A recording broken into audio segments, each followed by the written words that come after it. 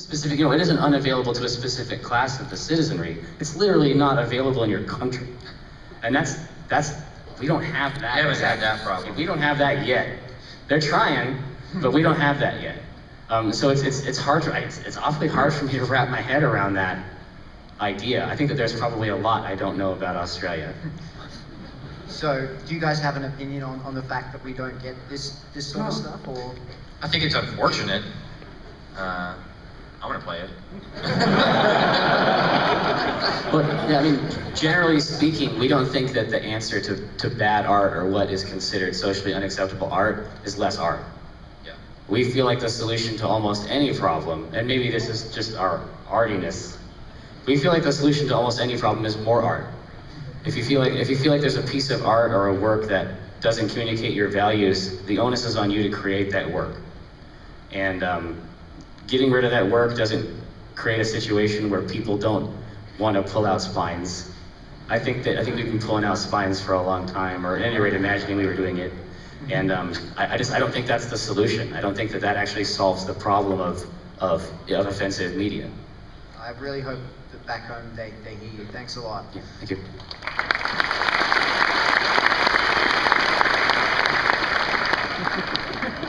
Hello there. Hello. You can add me to the list of people who really loved Rain Slick Precipice. Oh, thank you. Thought it was Thank you. The games? The first two games? The written, Oh, the chapters, the written okay. chapters. Thank you so much. I love the games too, but I wanted to point out the chapters. So I can't tell you enough how much I appreciate that. Like, it's one of those things where it's like if we do, it's very scary for me to work without Mike.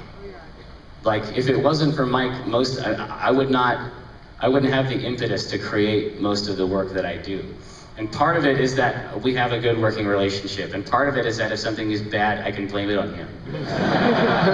You know, and I'm sure that he feels the same way. Like, we're both sort of indemnified from our creative excesses because we can always blame it on the other person. But with Precipice, there was no net, as they say in the circus.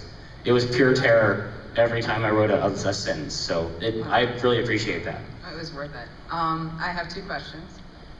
First one, what was your process for writing it? Oh man,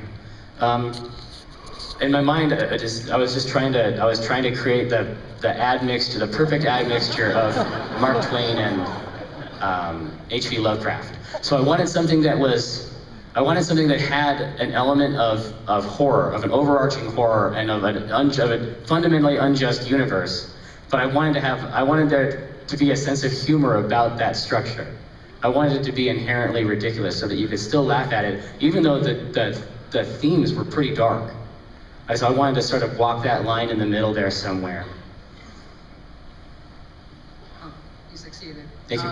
And two, will it ever be compiled and possibly put into print for purchase at any point? I think if I was going to print it, what I'd want to add more stuff. I feel like those chapters are good, but if I was gonna